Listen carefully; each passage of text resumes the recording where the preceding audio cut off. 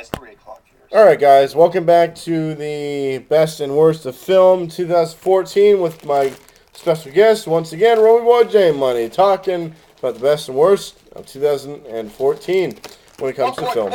That's right. We already talked about his underappreciated and underrated before we went to break. Now I'm going to give my underrated and underappreciated. Starting with underappreciated, this might be a little bit of a surprise, but didn't really get as well received as I would have expected it to. Interstellar. Oh, Interstellar. Okay, I can see that. How well did it do? Because I didn't check the numbers. I didn't see how well it did at the box office, but I know like when it compares to other Christopher Nolan movies, it's not really mentioned in like the Inception or Dark Knight trilogy format. Well, the Dark Knight. Well, the Dark Knight made like 520 some million. Dark Knight Rises domestically. Dark Knight Rises did like 450 million. Jeez. So yeah, and Inception did 250. Give or take. Yeah. All right. Let me check it out. I know the best website to go to. This gives you like most accurate Box Office Mojo. No, even better than that. It's the called numbers. The-numbers. The numbers. I use that a lot. That is a great website. That is if my computer will stop being Made 649 million. Wow. Worldwide? Yeah. That's pretty good, but what did it make domestically? Domestically,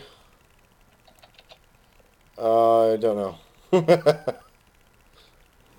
You sound like the $1 Million Man there with that laugh. Oh, here we go. 178 million. 178 million. So it just about broke even. Again, underappreciated. Yeah. But when it comes to underrated, one of my favorite films of the year, that didn't really get that much praise.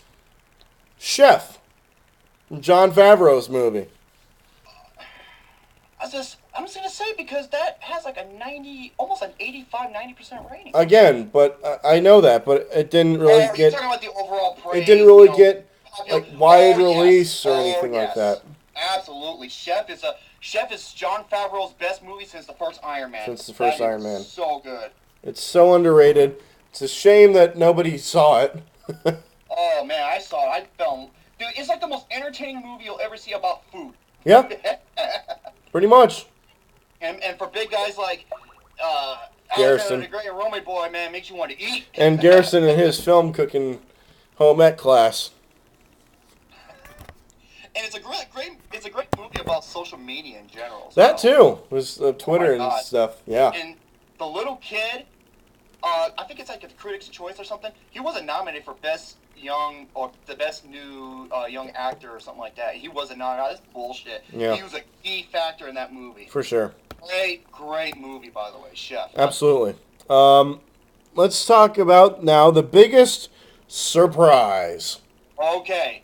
The biggest surprise film is a film that you thought wasn't going to be that good or you thought it was going to be absolute shit, and it turned out to be freaking awesome. My runner-up, John Wick. Oh, yes. Mine too. That's my runner-up. When I saw John Wick, I'm like, okay.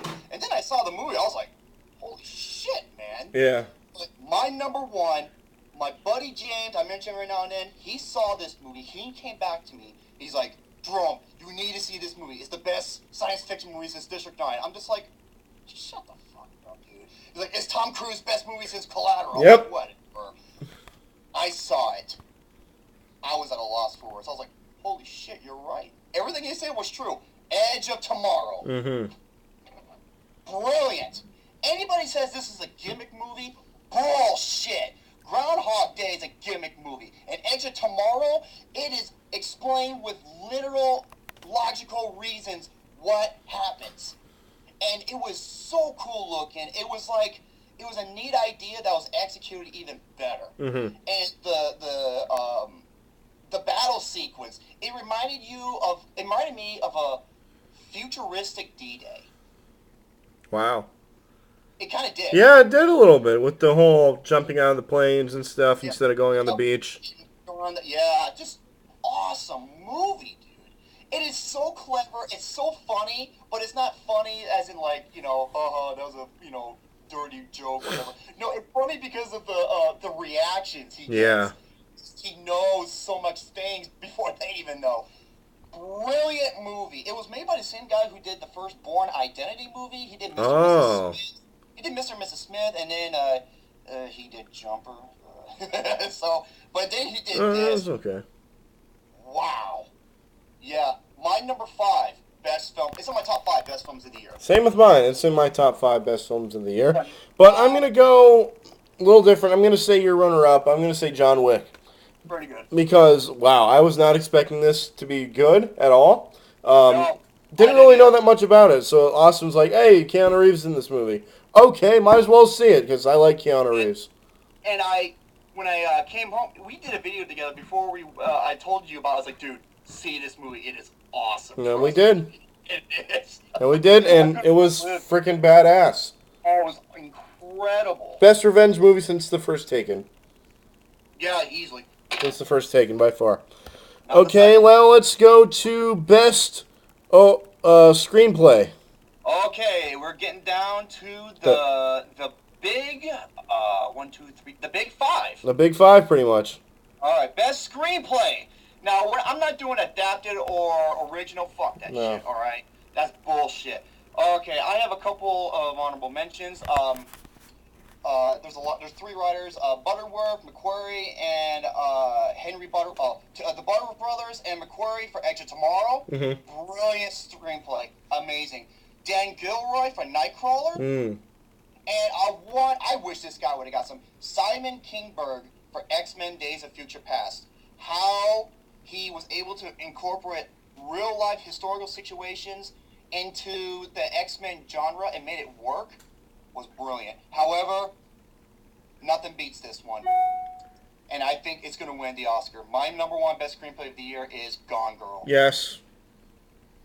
Mine is too, because it's a book-to-film adaptation. It's one of the best book-to-film adaptations I've ever seen in my entire life. Oh, dude. It ranks up there. And it's like I said, it's one of my 4 films out of almost 130 films this year. I gave a 10 out of 10 to. And this is a film like Cabin in the Woods, where you have to go in this movie knowing little to nothing as possible. Because what you see in the trailers isn't what the movie is. That's all I can say. Because the more you progress through the movie, the more it gets so damn interesting. Phenomenal phenomenal storytelling at its finest. For sure. Gone Girl. Okay, now we're getting down to the nitty and gritty. The best of the best when it comes to films in 2014. Starting out with the best supporting. We got to talk about the supporting cast a little bit. Starting out with the best supporting actress. Got to show the ladies a little bit of love. And there are a lot of people I could go with right here. I could go with Jessica Chastain for Most Violent Year, although I haven't seen it yet. I heard it's really good. I heard she was phenomenal. Keira Knightley for The Imitation Game, she was really good in that. She was, actually. Meryl Streep for Into the Woods. She was okay. I picture that she's going to get nominated. I guarantee you she will, because she is Meryl Streep. She's arguably the best actress of all time, but every fucking year... pretty much. She gets nominated more times as much times as they made Call of Duty video games. Patricia Arquette for Boyhood. She's my second. She's my number 2 pick to win, but my ultimate pick to win is Emma Stone for Birdman. Interesting. Because she played that whole monologue scene where she was in the office smoking pot. That scene right there, I was like, okay, she won. Give it to her. Just give it to her. And it was all one take, too. It was all one take. It was like, just give her the Oscar. She won it, and she freaking deserves it. I'm picking Emma Stone. That's a pretty good pick. Patricia Arquette's my number 3. My runner-up is Carrie Coon for Gone Girl. Okay. Who plays Ben Affleck's sister. Okay. However, when I saw this performance, she won me over. And usually I can't stand child actors in films, a.k.a. the Babadook. Okay. What? I thought you were going to say Annie. The girl from Annie. No, the movie was shit, No, but at least she screw was that. good in it. No, Shit. however, she won me over, and that is Mackenzie Foy for Interstellar. Oh. She plays Matthew McConaughey's daughter Okay. when she was younger. Yes. Brilliant. You don't see too many actor or actresses who can be so compelling, and that's what won me over. Was Mackenzie Foy for Interstellar. That's a definitely good choice. That was a very good choice. Now we get to Best Supporting Actor, and I think we already know who's going to go with J.K. Simmons for the win. I want to say this right now. If he doesn't win this, I swear to God, I hope a lightning bolt hits the Kodak Theater and it burns to the fucking ground. Oh, wow. I'm dead serious. If he does not win, He's going to win. this is worse than if Cena won the fucking belt. Wow. J.K. Simmons as Fletcher from Whiplash. This generation's Sergeant Hartman. If he does not win, my fucking head's going to explode, dude. Yeah. And that's all I gotta say. How about that? We are farmers. If we are farmers. I was about to say that. But he does have some very stiff competition with Mark Ruffalo and Foxcatcher. My runner-up would be Edward Norton. Edward Norton for Birdman and Ethan Hawke in Boyhood. Another good one. Those are the top four to win. If I had to pick a fifth, Robert Duvall for The Judge, I guess. Bryan Cranston for Godzilla. He was only in there for like 10 minutes. He's a supporting cast. For 10 minutes. He was in there longer than that. He was only in there for like 10 minutes, dude. Oh. Anyways, back to the best. Let's go talk about the best actress, and I think it's obvious who we're gonna go with here: Rosamund Pike for Gone Girl. You know what? I have a tie. What? A tie?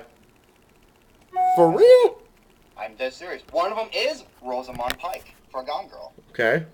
Because this is okay. If one of these two actresses win, I won't have a problem.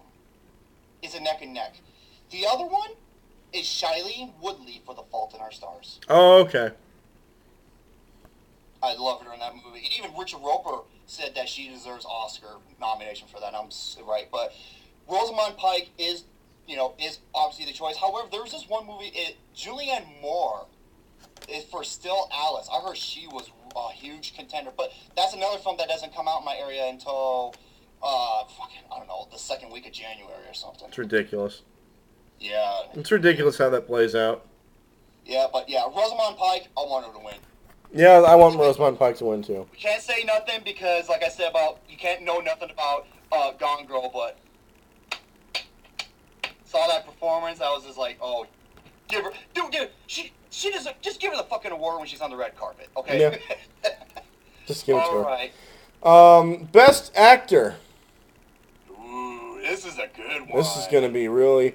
I think it's going to be between three guys. Yep. Three guys.